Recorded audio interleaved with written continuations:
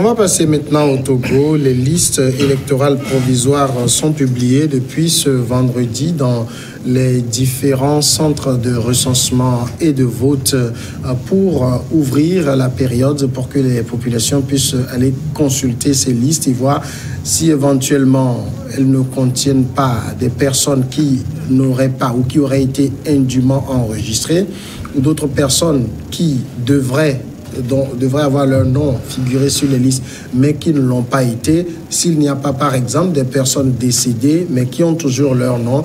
Et si ces cas se présentent, eh bien, chacun est libre de former un recours dans les différentes commissions électorales locales indépendantes pour que ces listes soient corrigées.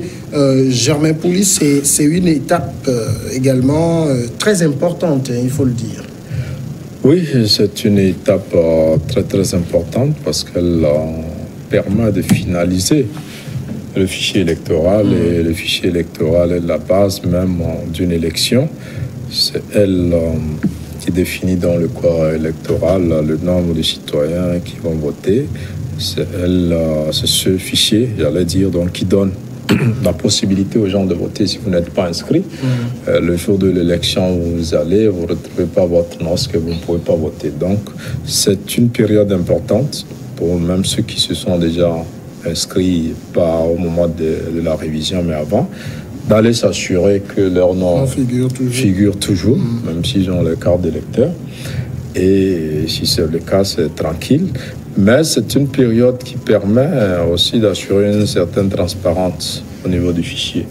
Et dans notre pays, surtout dans les rangs d'opposition, on a tendance à contester le fichier électoral. On a tendance à dire que les mineurs sont inscrits, des étrangers sont inscrits. C'est l'occasion parce qu'on affiche les noms et les photos de ceux qui sont inscrits.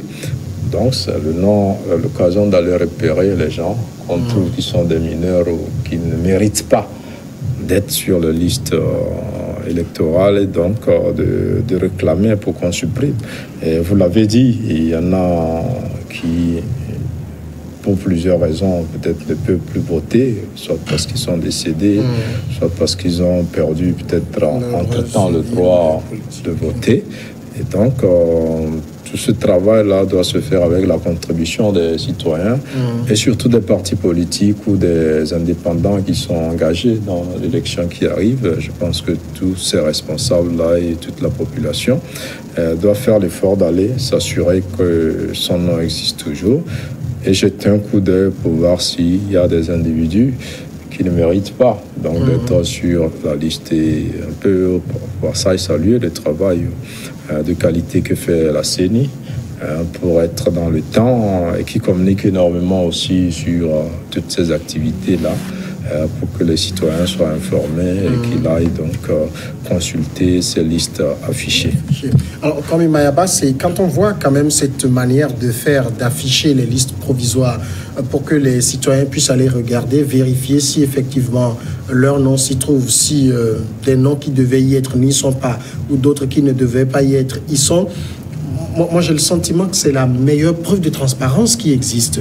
Oui, en fait, c'est la meilleure preuve de transparence. Depuis un moment, vous savez, la CENI s'est inscrite dans une logique de transparence. Et malgré tout ce que l'opposition, en fait, l'opposition critique, dans un sens où peut-être que c'est une CENI qui est au chevet du pouvoir. Mais aujourd'hui, les signes sont tangibles. Je crois que la CENI essaie de faire du mieux pour donner une certaine transparence dans l'organisation de cette élection. Et la plus forte raison, vous savez qu'il y a une délégation de la CEDEAO qui va aider, je crois, et la CENI a audité le fichier qui actuellement est présent. Et donc, je crois qu'il y a toutes les manières, toutes les voies sont là. Et puis, la CENI essaie au mieux à faire ce que demain, qu'on ne puisse plus crier qu'il y a ceci, il y a cela. La plus forte raison, l'affichage de ces listes électorales, ça permet maintenant à tout citoyen de faire un contrôle citoyen. Et puis, bon, vous pouvez tout à l'heure constaté que tel a été enregistré, il ne fallait pas l'enregistrer, il y a eu des gonflements, et puis vous avez fait des recours au niveau des séries. Et là, comme ça, avec le temps, et puis tout ce qui... La CENI prendra en compte toutes ces... tous ces recours-là, et puis sortira un fichier qui sera tant au mieux fiable. Donc, depuis un moment, cette CENI a cessé d'écouter les oreilles qui tentent de lui boucher les voix qui tentent de lui boucher les oreilles et continuer dans une transparence. Je crois que c'est encourageant et il faut l'accompagner dans tous les cas, puisqu'elle communique, comme l'a dit Germain, à chaque fois qu'il y a un événement, on communique là-dessus. Et puis ça permet une cohésion. Ceux qui, hier, n'avaient pas voulu ou ne voudraient pas peut-être rentrer dans cette danse-là, commencent à s'effriter un peu et puis se dire que, quoi qu'on dise, on n'aura pas une CENI. C'est vrai, les gens disent que c'est une qui n'approuve pas l'assentiment de tous les partis politiques. Ça n'a jamais existé. Et toujours, on trouvera à dire, mais ce qu'il faut faire, c'est de faire de manière à ce que cela donne plus de garantie de transparence au niveau de cette organisation. Germain, en même temps, afficher les listes électorales provisoires, c'est une disposition du code électoral. Alors, est-ce que vous arrivez à comprendre pourquoi, malgré cela, qu'on rende les listes électorales disponibles publiques, on continue chaque fois à critiquer la commission, à critiquer le fichier. Ce fichier, il est mauvais, il est corrompu, alors que les citoyens ont le regard sur ce fichier. Oui, non, je pense que c'est de la mauvaise foi. Vous savez, il y a des gens qui sont candidats, ils savent bien qu'ils n'ont aucune chance de gagner l'élection. Alors, ils se disent, ils iront à la fin, ils vont contester. Dès le premier élément, c'est déjà le fichier électoral. Et donc, en principe, un parti politique organisé qui veut vraiment avoir la victoire, c'est le moment déjà d'envoyer ses représentants pour voir un peu dans les bureaux de vote, voir si, surtout dans les quartiers, bon, d'abord nous avons une opposition qui n'est pas assez présente dans les quartiers, dans certaines villes et même dans certains villages. Donc ça va être un contrôle citoyen des gens qui le voudront. Nous avons une opposition qui n'a pas assez de représentants pour faire ce travail-là. D'abord qui s'en fout de ce travail-là, qui laisse faire et qui est même incapable d'appeler ses propres militants et leur dire, en principe, il n'y a pas que la CENI qui doit dire aux gens, allez consulter les listes. Tous les partis devraient dire à leurs militants, c'est le moment de commencer par assurer votre victoire. Allez-y déjà, c'est le temps de l'affichage, allez voir si vous êtes inscrit pour pouvoir voter pour nous plus tard. Ça ne se fait pas, aucun parti ne communique d'ailleurs là-dessus. Même si on ne le fait pas officiellement, désigner des gens pour aller regarder, ça ne se fait pas. Mais à la fin, on va venir dire non, les gens ont voté de telle manière. Donc, pour moi, c'est un argument qui a été longtemps utilisé par une opposition qui a vraiment perdu sur le terrain. Mais n'empêche qu'aujourd'hui, quand on compare le fichier électoral du Togo à celui de nombreux pays dans la sous-région, il est le meilleur. Quand vous prenez la Lépi au Bénin, c'est vraiment pas un fichier électoral. Comparé à ce qui se fait ici, c'est vrai aussi que dans nos pays, il y en a un problème de pièces d'identité et que plusieurs électeurs sont inscrits sur la base des témoignages. Mais comme la période de l'affichage, c'est l'une des étapes assez importantes et qui permet d'assurer plus de transparence. On dit les étrangers, les mineurs, tout ça. C'est l'occasion, tout est affiché, avec photo surtout, et depuis quelques années.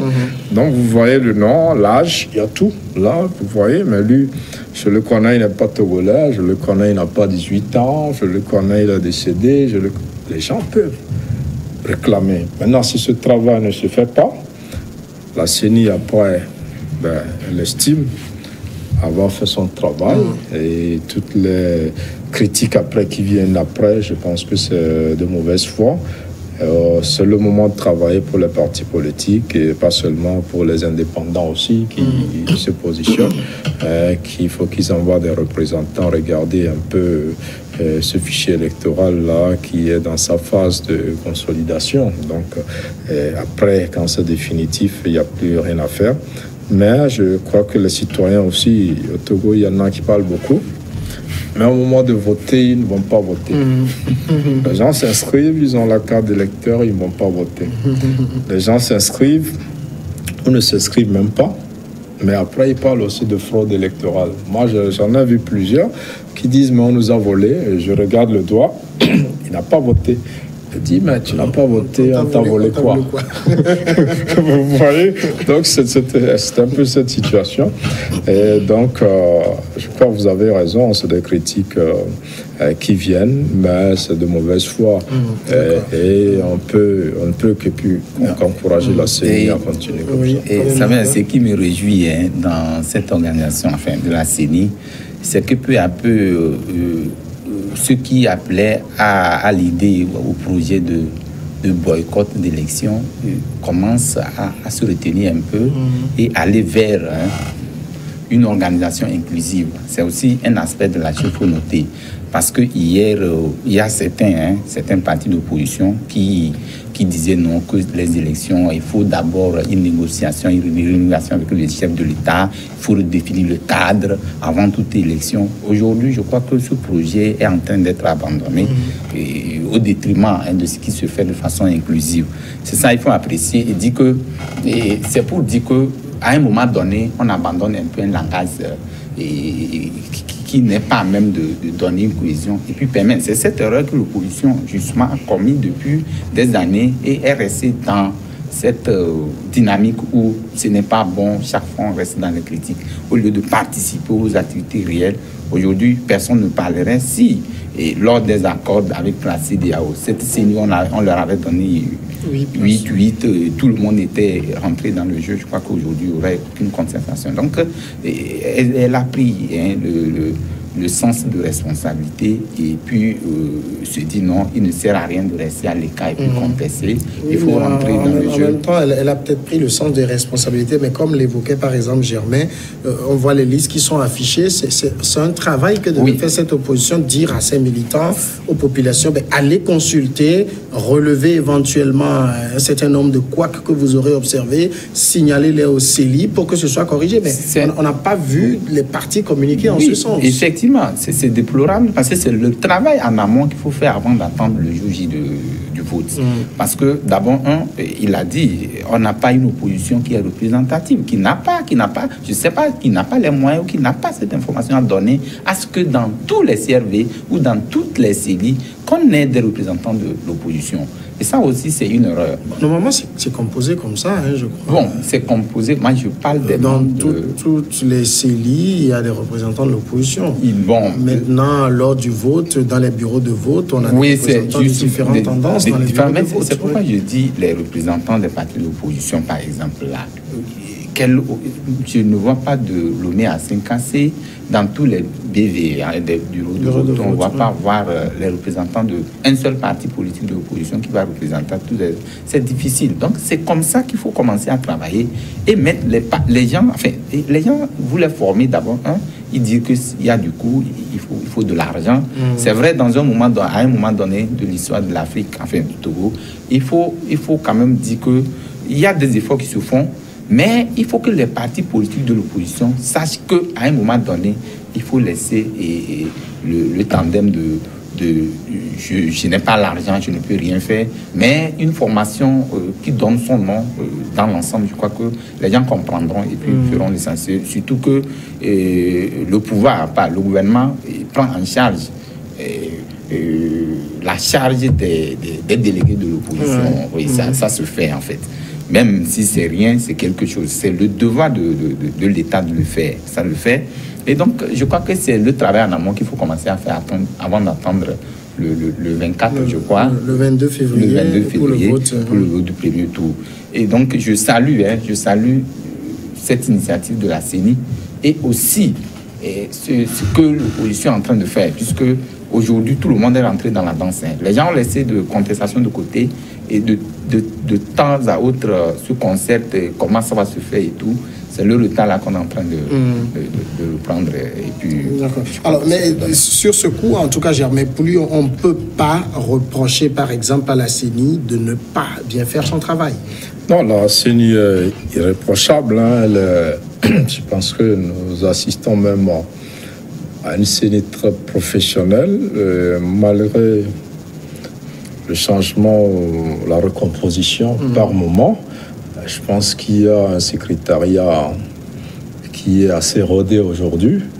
Et le nouveau président, il travaille très bien, il est dans son moule, il est dans sa chose. On croirait qu'il a toujours fait ce travail. Donc je pense qu'il y a un organigramme qui est assez bien, qui connaît bien sa tâche. Et c'est vrai qu'on a une CENI politique, mais elle travaille comme une CENI technique, j'ai comme l'impression. Parce qu'il y a un timing qui est respecté, et vous verrez, après chaque élection, il y a des ateliers pour essayer de faire le bilan de l'élection. Avant chaque élection, il y a des ateliers pour se préparer. Et puis, il y a un chronogramme qui est adopté et qui est généralement bien respecté. Et les choses se passent très bien. Quand il faut plus de temps, on accorde un peu plus de temps et les choses se font très très bien. Et il y a peu de couacs, il y a peu de soucis. Et je pense que c'est vraiment une commission électorale qu'il faut féliciter et voir, à mon avis, si les membres de ces commissions, en tout cas ceux qui sont sous les commissaires, peuvent être recrutés, et un peu comme ça se fait au Ghana voisin, en faire une CENI technique à la longue, parce qu'aujourd'hui, les gens sont rompus à la tâche, les gens exécutent ces tâches-là avec beaucoup de succès. Et vous verrez aussi qu'au niveau de la proclamation des résultats, ça ne traîne pas comme dans certains pays. C'est vraiment rapide au Togo, et quand c'est rapide aussi, on voit qu'on ne veut pas gagner du temps pour faire des fautes. On voit que, bon, ça se fait vraiment. Et moi, j'ai échangé avec certains représentants du PNUD et qui estimaient qu'en matière électorale, le Togo est vraiment en avance sur pas mal de pays par rapport à l'organisation, à la conduite du processus électoral. Et c'est pas seulement au niveau de la sécurisation des élections, ça, bon, on est très bon, on sait ce que nos forces sont sollicitées un peu partout, mais au niveau même de l'organisation, le PNUD salue le professionnalisme de notre commission électorale. Alors finalement, s'il y a tous ces mécanismes, toutes ces étapes de transparence à franchir jusqu'au jour de vote, d'où vient-il que les élections au Togo font toujours l'objet de contestations et tout? C'est simplement de la mauvaise foi ou quoi exactement? Non, rectifier quelque chose, c'est pas seulement au Togo. Les contestations, c'est partout en Afrique. Et aucune élection, en fait, quand je dis ça, même les gens savent bien qu'ils n'ont pas de preuves, ils n'ont pas gagné, mais ils vont contester. Ça fait partie du jeu électoral. Bon, enfin, c'est comme ça que je peux dénommer cela. Mais c'est malheureux. Vous savez, on ne peut pas aujourd'hui dire que ce que nous faisons, c'est clean à 100% en fait.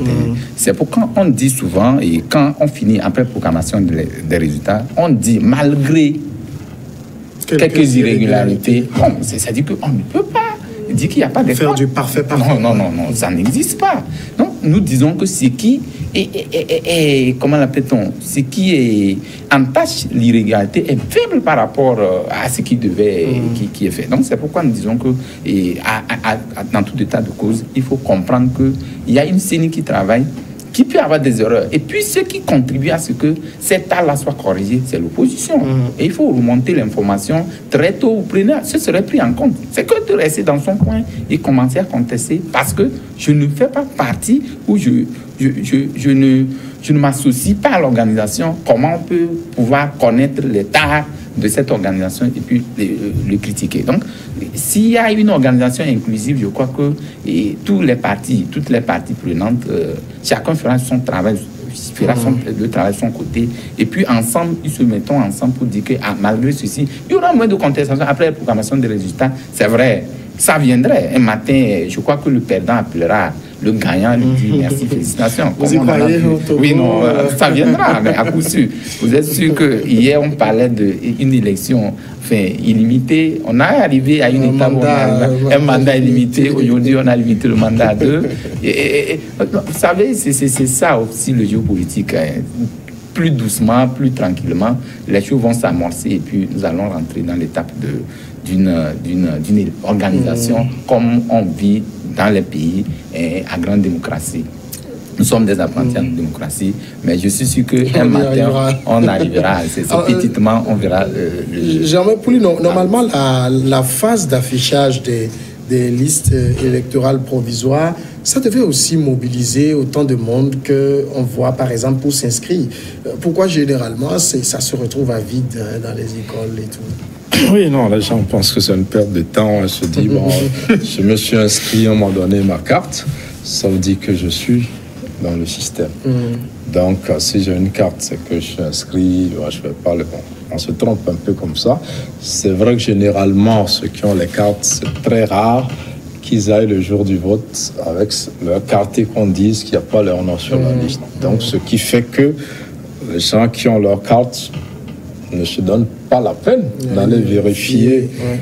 Mais ils devraient aller pas seulement pour eux-mêmes, pour voir si les autres qui sont inscrits sur la même liste méritent d'être inscrits. Ça fait partie du contrôle citoyen. Si c'est les partis politiques qui le font aussi, ça contribue à s'assurer que, bon, il n'y a pas tous les arguments après qu'on balance. Mais ça ne se fait pas. Mais je vais quand même revenir sur les contestations. Le fait que ici et ailleurs, il le disait, les opposants pensent que s'ils félicitent le vainqueur, ils sont morts politiquement. Ça veut dire qu'ils ont abdiqué. Ça veut dire qu'ils ont reconnu leur impopularité et donc ils vont démobiliser leurs militants.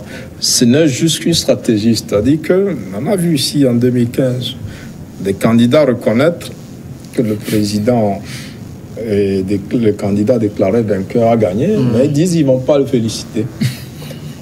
Ils ont dit selon eux, leurs électeurs et militants n'accepteront pas qu'ils félicitent parce que s'ils le font, c'est comme ils le découragent. Donc, ils ont éteint la flamme de la contestation. Donc, c'est dommage. Alors qu'en réalité, c'est une compétition. Et c'est le fair play, d'ailleurs. De dire, bon, j'appelle, je félicite. Je suis prêt à travailler avec lui s'il me sollicite. Ce n'est pas pour dire que je vais travailler, même si on pourrait. On a vu un peu au Sénégal les gens comme Wade qui ont fait partie du gouvernement en tant qu'opposants et qui sont devenus présidents après.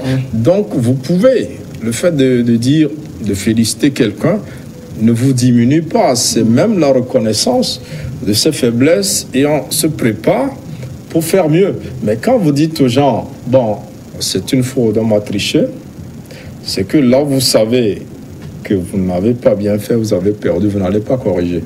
Vous mettez tout sur le compte d'une prétendue fraude qui n'existe pas parce que généralement au Togo, on n'apporte jamais les éléments de la preuve et de la fraude.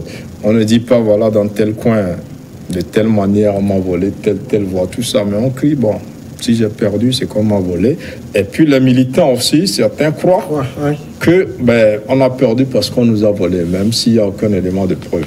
Ça permet à certains partis de garder toujours certains militants qui, peut-être dans certains coins du pays, se disent la tendance c'est nous, et ils pensent que dans tout le pays, c'est comme ça. Et donc, vous avez des opposants ici, ou des partis qui sont assez populaires dans le milieu d'origine de leurs leaders, et ils pensent que c'est la même chose à l'échelle nationale, alors que quand on quitte leur ville, c'est fini. Ils perdent leur popularité. Mais quand ils font pas ce travail à l'échelle nationale, on se contente des bains de foule dans les mêmes milieux, avec des gens qui vous applaudissent, et puis vous croyez que vous êtes populaire à l'échelle nationale, c'est un peu dommage. D'accord, on est vendredi aujourd'hui, et vendredi, nous attribuons les notes. Les notes, ça va de 1 sur 10 à quelqu'un, à une action qui vous aura marqué au cours de la semaine, négativement, positivement. De 1 à 10, quelle note vous donneriez à qui et pourquoi, comme Imayaba? Oui, note, je crois, 9 sur 10 au ministre Yann pour son projet de d'Alcotest qui aujourd'hui est rentré dans la tête, enfin, qui commence à rentrer dans la tête de Togolais. Puisque quand tu es ici, tu es en train de prendre ton alcool, tu vas penser à la côtesse et puis tu en prendras moins. Merci. Germain. Je pense que je pensais un peu à la même personnalité qui a marqué la semaine avec le rapport sur le bilan sécuritaire donc au Togo. Donc moi je reviens à tout ce dont on a parlé, c'est au président de la CENI et donc à travers lui tous les membres de l'institution, donc à M. Ayassor, moi je donne 8 sur 10. J'espère que ça va se poursuivre comme ça jusqu'au 22 février et qu'après il y aura moins de contestation. On n'a pas eu notre troisième invité sur le plateau aujourd'hui. Ça arrive, direct obligé aussi. Quelquefois, les contraintes, on espère qu'il se porte bien et qu'on l'aura prochainement. En tout cas, le débat a été intéressant. Merci à vous tous de nous avoir suivis. Moi, je suis encore avec vous demain, midi à 14, dans Le Monde en 7.